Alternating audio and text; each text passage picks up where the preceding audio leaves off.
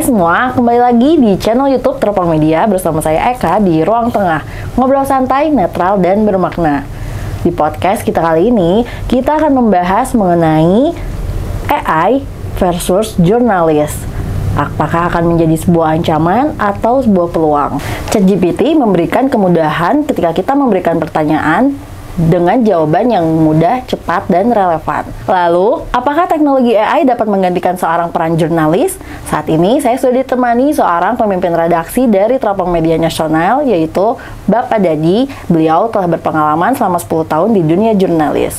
Langsung kita sapa saja dia. Ini dia. Halo Bapak Dadi. Halo, Assalamualaikum. Apa kabar? Baik, terima kasih. Hatur nuhun sudah diundang ke Ruang Tengah. Ya. Senang saya bisa hadir di sini. Semoga diskusinya bisa lebih bermanfaat. Iya.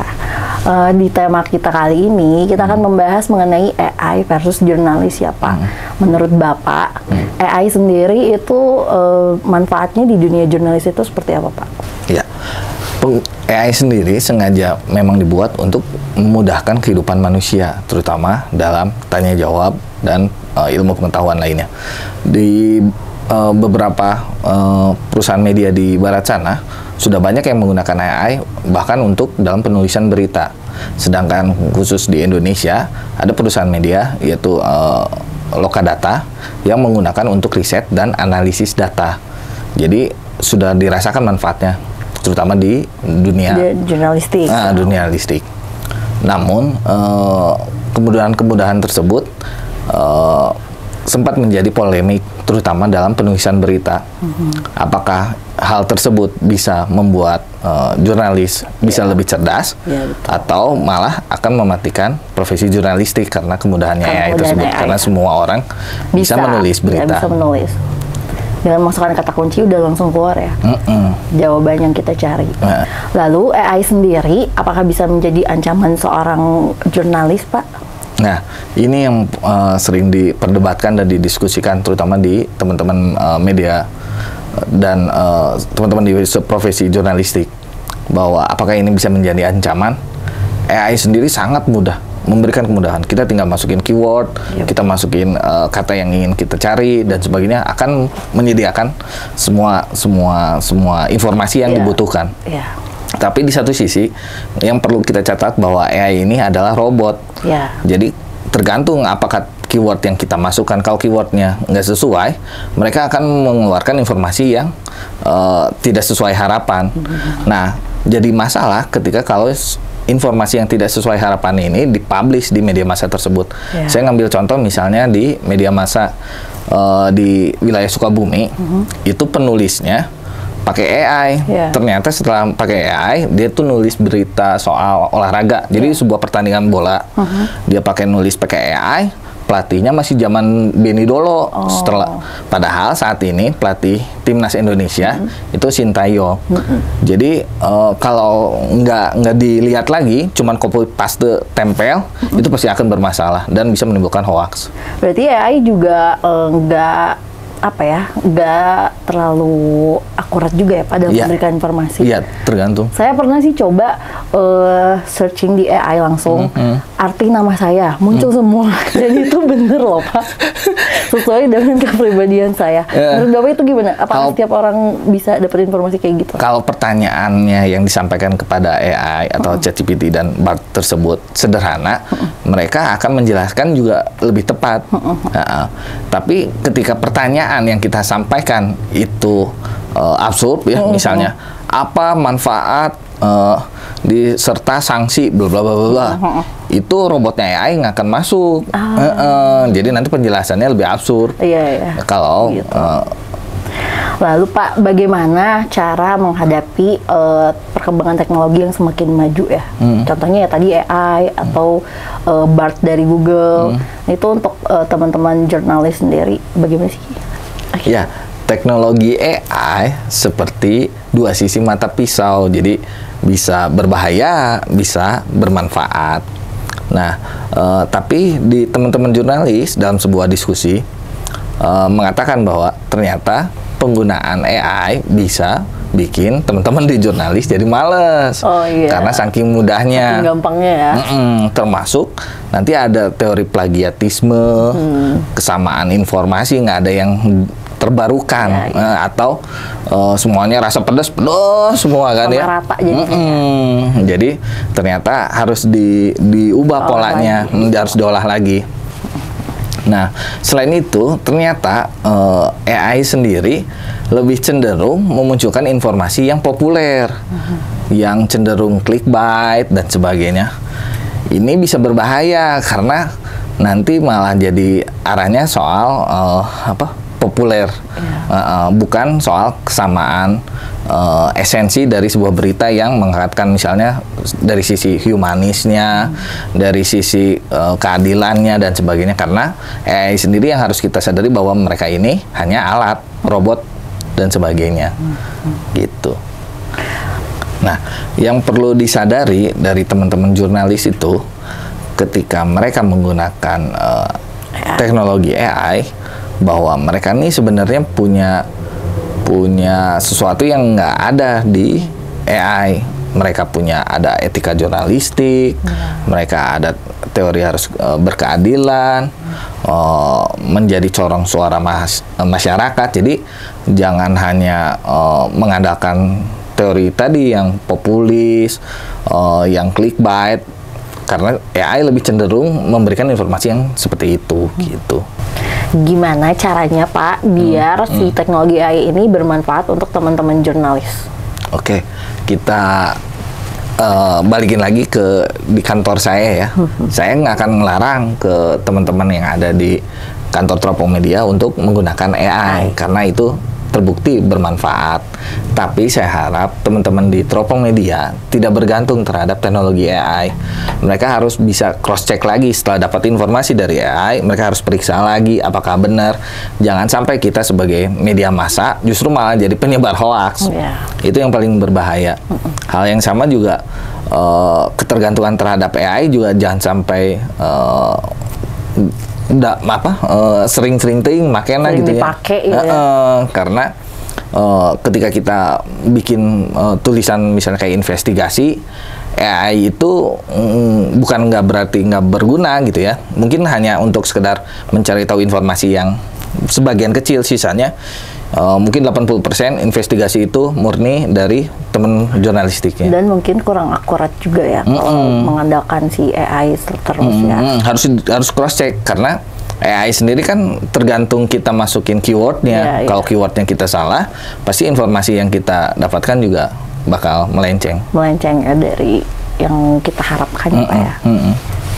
Pak, dari kacamata seorang pemimpin redaksi nih ya, Bapak bisa lihat nggak sih perbedaan antara berita yang dibawakan menggunakan AI sama yang tanpa AI? Sejujurnya mah enggak teh. Jadi kalau bukan orang jurnalistik, mereka pasti nggak akan bisa ngebedain itu tulisannya AI sama tulisan asli.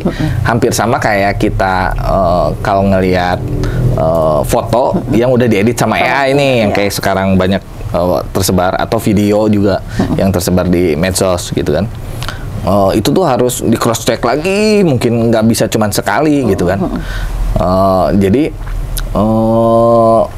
mungkin masyarakat bisa tertipu bahwa itu teh tulisan AI atau tulisan jurnalistik. Sulit dibedakan ya. Sulit dibedakan. Tapi pada akhirnya kan kita berpikir soal tujuan informasinya. Kalau ternyata berita yang ditulis AI tersebut bermanfaat dan nggak ada unsur hoax atau kebohongan atau melenceng dari sebuah fakta, it's okay, itu masih kita bisa sebut sebagai produk jurnalistik. Bahkan kalau ternyata si teman profesi di jurnalis ngelihat bahwa AI segitu canggihnya, harusnya mereka jadi motivasi bahwa mereka bisa lebih canggih atau tulisannya lebih punya otentik. Saya menyebutnya otentik ya teh ya. Kan kalau AI mah kayak makanan mah cepat saji gitu ya. Rasanya pasti template kayak gitu terus. Sama ya. Dengan bahan baku yang sama, harusnya jurnalis bisa membuat sebuah berita yang lebih bercita rasa. Mungkin bisa dikombinasikan kayak apa ya, dari AI disatuin sama dengan berita otentik yang kita buat sendiri. Gitu. Saya setuju. Jadi lebih lebih beragam gitu ya, si kualitas si tulisannya. Jadi misalnya ternyata si jurnalis sudah bikin berita nih, dia ngerasa beritanya kurang lengkap. Nah, dengan menggunakan AI, dia bisa dapat informasi yang lebih lengkap lagi kayak lebih gitu. Lengkap lagi ya. Pak Dadi, penggunaan AI sendiri nih ya, apakah perlu diawasi oleh pemerintah, dibatasi gitu seperti sosial media, TikTok, itu kan dia dilarang ya penggunaannya. Saya pikir pengawasan penting juga karena untuk mencegah hal-hal yang tidak diinginkan ya, misalnya via Kementerian Kominfo dan sebagainya. Karena balik lagi ternyata AI sendiri juga kalau disalahgunakan itu yang harus kita melakukan pencegahan sejak dini jauh lebih baik gitu ya. Kayak misalnya terkait soal copyright, hak cipta dalam sebuah tulisan. Jadi biar ada perlindungan dan pengakuan terhadap si profesi jurnalis kayak gitu. Dari Bapak sendiri punya tips nggak Pak untuk para jurnalis dalam penggunaan AI? Yang tadi saya bilang ke teman-teman yang di Teropong Media, jangan sampai mereka ketergantungan. Boleh menggunakannya, jangan sampai ketergantungan. Nanti kalau ketergantungan jadi bodoh kayak gitu secara singkat. Otak bodoh ya. Nggak akan kritis, nggak akan keluar lagi feel-nya dalam menulis sebuah berita. Karena saking mudahnya dari teknologi AI itu ya, tinggal searching, kata kunci, muncul semua, edit sedikit jadi. Bener banget. Gitu ya. Next question. Yes. Pertanggungjawaban penggunaan AI dalam dunia jurnalistik apa Pak? Bagaimana pertanggungjawabannya?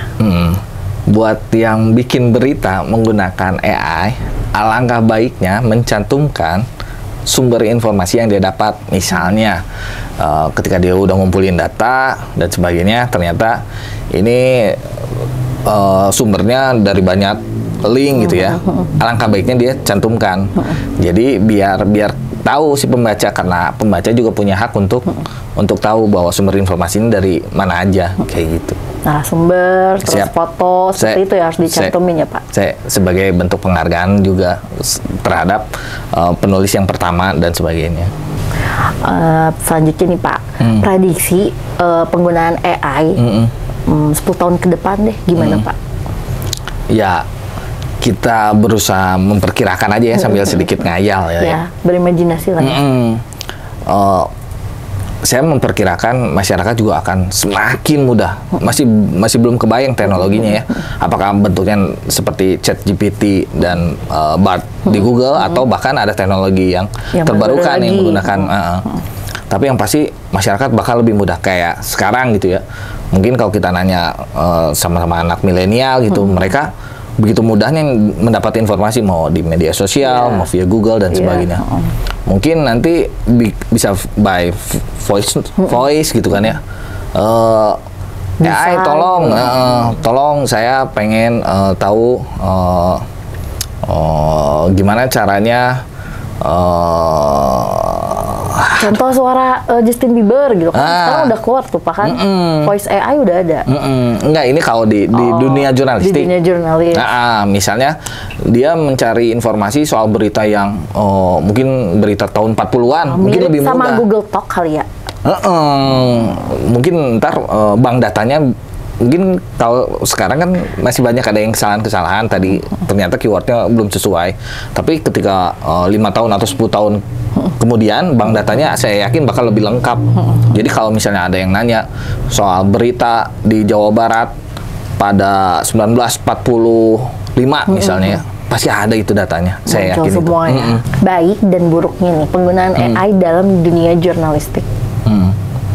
Ya, seperti yang tadi saya sebutkan lagi, saya tegaskan lagi bahwa saya mohon teman-teman di jurnalis itu jangan sampai ketergantungan terhadap AI, karena AI sendiri juga bisa melakukan penggunaan AI bisa membuat kita melakukan kesalahan.